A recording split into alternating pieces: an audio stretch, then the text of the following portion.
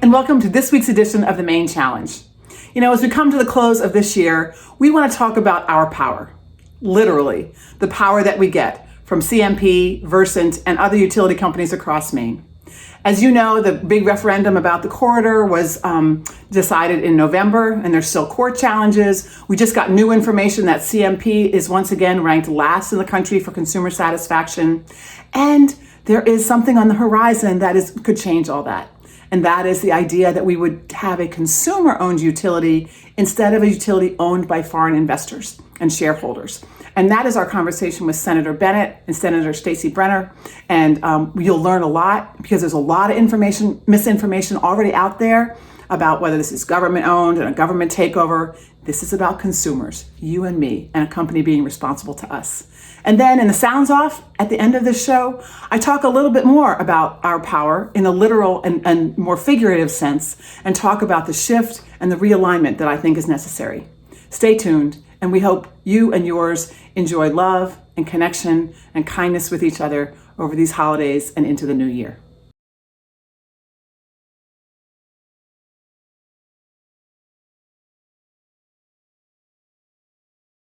So I'm very happy to welcome to the show Representative Nicole Grohoski, who is from District 132 up in Ellsworth and Trenton, and is a member of the Energy, Technology, and Utilities Committee, and is awesome. She is just an awesome legislator, and she's working very hard on the bringing about Pine Tree Power, a consumer-owned utility. So Nicole, thank you so much for joining us. We really appreciate it.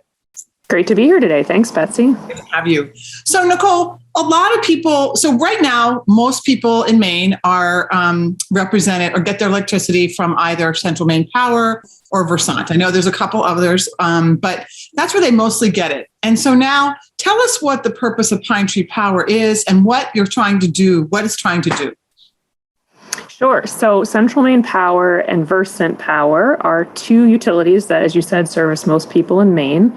And those utilities are both investor-owned utilities. That means that people who are not Maine people are making decisions about what the utility will do for services and for upgrades and for clean energy. And they're making those decisions for the benefit of their shareholders. That's what they're designed to do. But as you alluded to, there are other Mainers that have a different utility model, and that utility model is called a consumer-owned utility. And in that case, it's just like it sounds. The consumers actually own the utility. They're usually managed through elected boards. So local people are making decisions for their neighbors and for themselves. And many communities in Maine, around 100 actually, are served by consumer-owned utilities, including near where I live, Eastern Maine Electric Cooperative, which is about, I think it's bigger than the size of Rhode Island. It serves a very rural area, but it is able to do so more affordably than the Versant territory, which is what I live in, and also has better service. So when there's a storm or other power outages, they're just much faster at getting the customers back online. So there's basically two different utility models, and what Pine Tree Power is trying to do is create the consumer utility model for all the Maine people who don't yet have it. And so is it, I mean, I'm a Central Maine Power customer, and frankly, between my bill and my reliability of electrical service, I'm not a very happy customer. So is that what led to this? Is that why this effort is underway? So I think Central Maine Power's customer service failures are definitely well known and well recorded, well documented. There are issues in Versant territory as well. So I think that's part of what inspired people like myself and Representative Seth Berry, Gordon Weil, former public advocate, to look at other options and what might work better for Maine people. But honestly, and I know you're going to talk about this later with another guest, the economics are just not in our favor. I mean, we have the 10th highest rates in the country.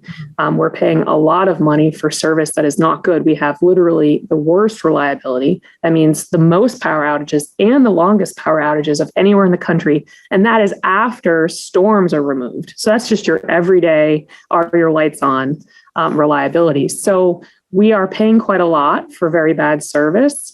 And at the root of that is the economic model. And I will not be the expert on that for your audience today, but I think I first came to it wondering, how can we have better service and more affordable service for my constituents? And then I found that as we're going to invest more in the grid, we just cannot simply afford to keep paying the rates that we're paying.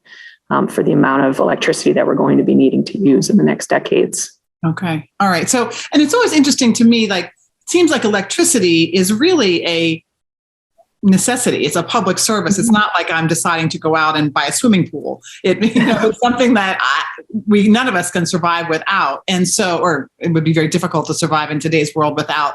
So it's interesting. Just dig a little bit more into the investor owned. So when something is investor owned, then their responsibility, you said, is to their shareholders, right? Because they're supposed to make a profit. Is that, but in a consumer owned, does that mean that the government will own it? The government will take it over? So to the first question, yes. So it is their fiduciary responsibility as board members of an investor in utility to maximize profit for those utility shareholders. So a lot of decisions are made around what kind of infrastructure can we build that will get us the most return on our investment. So we see a lot more interest in transmission infrastructure than your local poles and wires, which is part of what causes the reliability issue. It's usually not a big transmission line going down. It's something that's happening in your neighborhood or in your region. So we see that investment is happening, but it is skewed to where they can make more money. So that's a real problem for your, ratepayers. In the consumer-owned model, any extra money that is made goes right back into service, can go into dividends. And in fact, I have, in this whole process of research, I've learned about a lot of people that I didn't realize had consumer ownership, including a great aunt of mine who lives in Massachusetts. And she actually gets a dividend every year on her tax bill that reduces her taxes. And interestingly, she can now get high-speed internet at a very affordable rate, probably half of what most of your viewers are paying, because her consumer and utility decided that in addition to providing the critical service of electricity, we now know that, broadband is also a critical utility, and they wanted to get into that business and can offer that for their customers as well. So it's really, with the consumer ownership model, whatever best serves the consumers is the goal of the board to provide for them. Okay. So this seems like it makes a lot of sense. I can imagine that Central Maine Power and Versant are going to oppose it pretty strongly. But so it passed in the legislature. And so tell us where it's positioned now. What do we have to do to make this happen now? Sure. And thank you for mentioning about the legislature. So we did have a historic bipartisan vote in both the House and the Senate where legislation to create the Pine Tree Power Company, the consumer and utility for all Maine people that are not already served by consumer ownership, did pass. And it was really exciting to see that because it's, as you pointed out, we're up against some very strong and powerful foes. Unfortunately, the governor didn't agree that the timing was right or that the solution was quite right, although she did acknowledge that we have a lot of problems and that consumer ownership may be the solution at some point. To me, I feel that the problems have been going on for long enough and it's time to put our foot down. And the transition process is well regulated in the language of the legislation so that it won't take that long. We do expect lawsuits, but it is very strict in the time frame in the courts. So because the legislature did succeed, but was shut down by the executive branch with this legislation, we are now taking it to the legislature of the whole of the people of Maine by bringing that to the ballot by collecting signatures. We'll be starting this election day. So hopefully you'll see volunteers at the polls with Our Power, signs, and they'll be interested to talk to you and hear more about what have your challenges been with your utility. Once you start talking to people about these sort of things, a lot of conversations. Stories like, why did my power go out 14 times on a sunny day? And I called and there was no car accident and nobody really knew what was going on. These are the sort of things I hear from constituents in my region. So we are excited to be launching the Citizens Initiative and giving the people the authority to make this decision about their energy future. That's awesome. So this would take it from the hands of a corporation and put it into the hands of people. So this would not be, this would not be the first time this has been done in the nation. This is a tried and tested model across the country, right? That's absolutely right. I mean, like I mentioned, there are consumer and utilities in Maine. The state of Nebraska actually has 100% consumer and utilities and has had that since I believe it was the 20s or 30s. Mm-hmm. And there have been other places where utilities have transitioned from investor-owned to consumer-owned. And in those cases, they've seen the immediate reduction of rates, but also the ability to invest in things that mattered to their actual consumers. Thank you for your leadership on this, and thank you for being with us today. And we look forward to seeing people at the polls collecting signatures. Thanks, Nicole. We look forward to seeing you all. Sign up. All right. Thanks so much. I really appreciate it. So I'm pleased to welcome with us Rich Silkman, who is the CEO of Competitive Energy Services. He's a PhD in economics, and he is a national expert on the regulation of public utilities. He has developed wind, solar, and natural gas projects. And he is also someone who I knew back in the late 80s when we were both 10 as a key advisor and head of state planning for Governor Jock McKernan. Rich, thanks for joining us. I appreciate it. Sure, Betsy. We look just as young as we did then. Oh, we absolutely. So, Rich, so can you just sort of break it down for us a little bit about why, as a consumer-owned utility, a good economic deal for Mainers? It all boils down to the cost of capital, is what a company has to pay in order to borrow money, because ultimately the electric grid is very capital intensive and requires lots of investments. When you build a transmission line, it can run, as the NECEC line shows, $1 billion. CMP over the next 20 or 30 years, or maybe Maine more generally over the next 20 or 30 years, is going to have to spend probably close to $5 billion, maybe more, to upgrade its grid in order to handle beneficial electrification. That is all of us plugging in our cars, heating our homes with heat pumps rather than gas furnaces or oil furnaces. And then also to handle all the renewable generation that's going to have to be developed in order to support that, including lots of solar and offshore wind. Mm-hmm. So just like, when we all went from one-car families to two-car families, we had to build more roads to handle it. Mm-hmm. When we now beneficially electrify the society, we have to build more transmission grids, and that's going to require investments. So if you can make those investments at a cheap cost, there's borrow money less expensively, then the cost will be much less for you to do this than it otherwise would. And ultimately, a consumer-owned utility, or what Pine Tree Power is going to be, a municipal, that entity can borrow money at around 1/3 the cost of what it costs a company like CMP or its parents, Avangrid and Iberdrola, to borrow money at. And if we can borrow money less expensively, then we can build out our grid less expensively than CMP would otherwise do it, and Versant as well. This formula is nothing new to CMP or to Maine.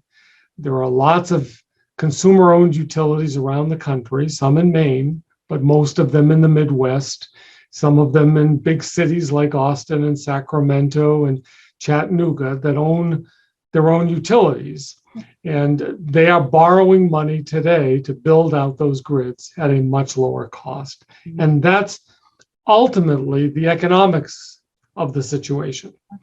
There are other advantages like community control or localized control, better decision making, more responsive to customer service, those kinds of things that we see across the country with consumer-owned utilities versus investor-owned utilities, and those will flow as well. But from my perspective, the primary driver is economics. Okay, great.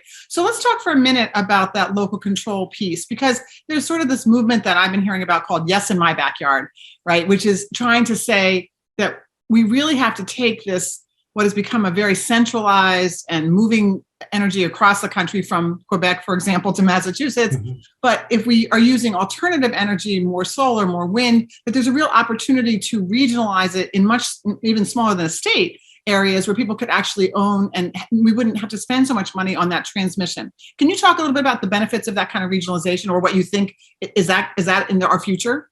Yeah, and I think that's being oversold. Okay. The problem with the grid, and people, I think, will come to grips with it when we see what happens with beneficial electrification. But just take Portland, for instance. There's no way that Portland can power itself. Yeah.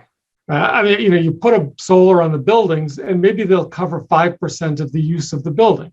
Okay. You put it on your house, it may cover 100% over the course of the year, but in Portland, there's no way that can happen.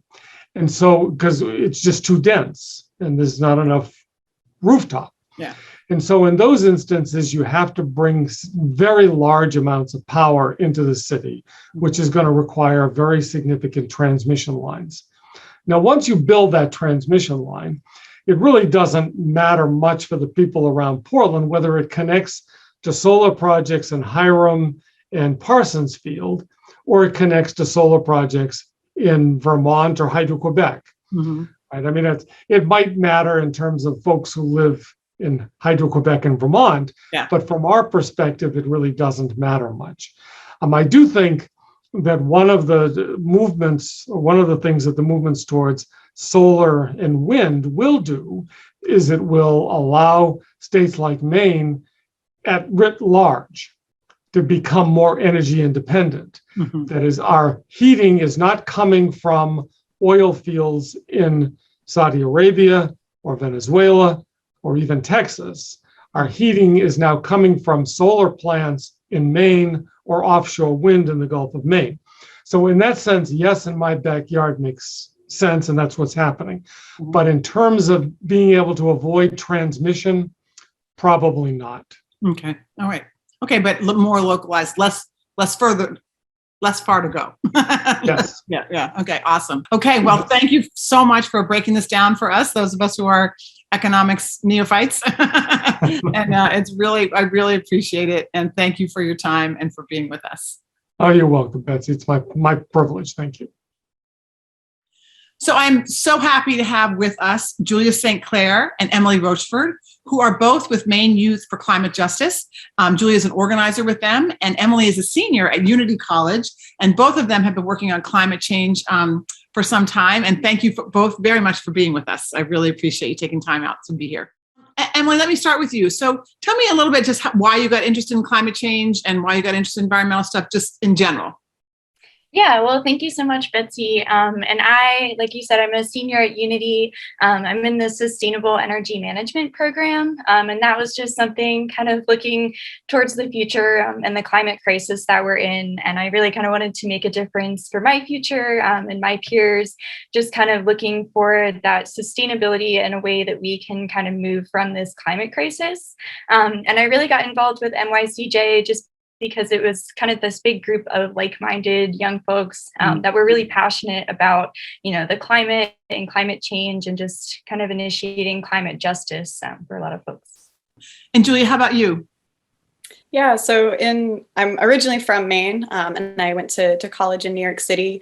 I got degrees in photography and environmental studies, and I think that sort of intersection for me of the visual understandings of climate change were really my first orientation. For my photography thesis, I focused on a pipeline project in Western Massachusetts, and through that sort of got involved in activism around energy projects. So for me, coming back to Maine, it made a lot of sense to get involved with Maine Youth for Climate Justice, and was really inspiring and uplifting to see a lot of young folks working together to organize. And what I think is unique too about these youth organizers is we just do not accept the status quo. We know that it's not enough, that we need to be advocating for more serious structural changes, and also that we recognize that climate change is a widely intersectional issue too. So we need to be considering all of the solutions that we're coming up with in a more holistic way.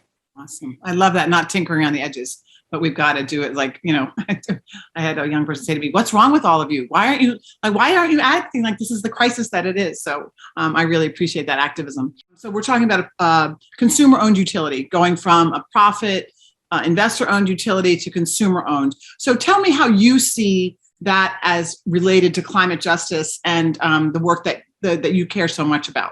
Emily?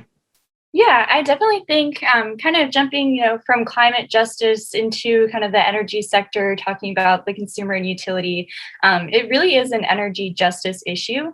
And if we're looking at kind of making that sustainable future and switching to renewable energy, we really need to be making that accessible for all kinds of people. We need to make that clean energy and we need to broaden it. As we look towards the future, we really need to electrify everything. And part of that is, putting it into our grid. Right now, we've seen kind of no action from CMP and Versant and the current investor-owned utilities that we have. And I just feel like there's a lot lacking, kind of what we're saying, this is a time to take action. It's not a time to set policies for the future. It's a time to do something now. Yeah. So I think this consumer-owned utility is really a concrete example of, we can take local investment into our grid and say, we're going to take ownership of it. This is a cause that's important to us. We need to update our grid infrastructure. We need to implement renewable energy, and we need to do it now. So Julia, does this seem like an example for you of something that is more structural in change and not so much just tinkering around the edges? Yeah, absolutely. I think it's a complete overhaul of our current system, right? So we're not going to tackle climate change with this for-profit model that we currently have. CMP and Versant are beholden to their shareholders. They're not beholden to Maine's people or the planet as a whole. And I think both CMP and Versant have shown that they are not willing to take the steps necessary to reduce carbon emissions, to prepare our grid for a changing climate. And we've actually seen them sort of combat a lot of these changes. And I think what's really important about having a consumer-owned utility is sort of putting that decision-making power into the hands of Maine people, and thus this next generation of Mainers who are going to bear most of the impacts of climate change.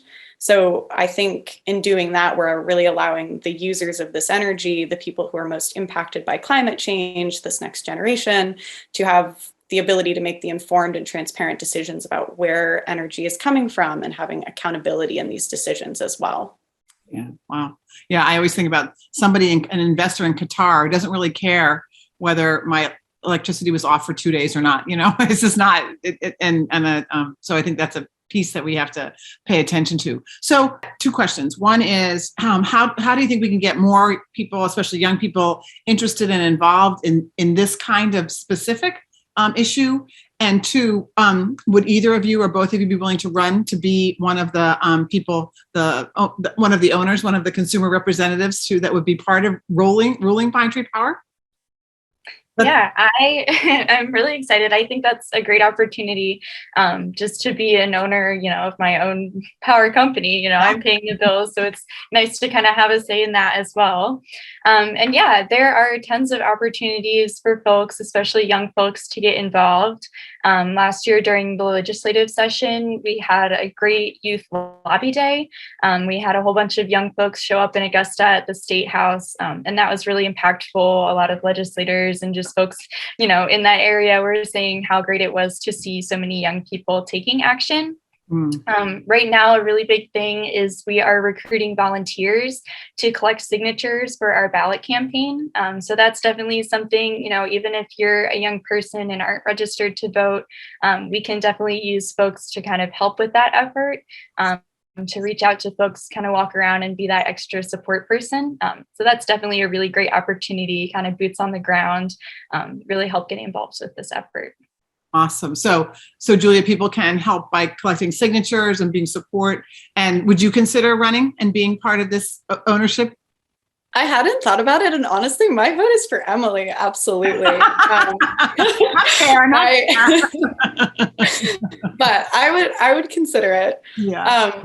I just want to touch back on that youth lobby day, because for me that was really exciting. It was my first time up in Augusta. It was, I think most of our group, it was their first time up in Augusta, and it was a way to actually have real human conversations with our representatives and legislators. So that felt really exciting and also really empowering. And I think we had a lot of actually pretty productive conversations that day as well. So it felt really successful. We held a press conference. For me, it was really exciting to see some of the younger members of our group be up there and just using their voices loud and proud. I found myself a lot more nervous.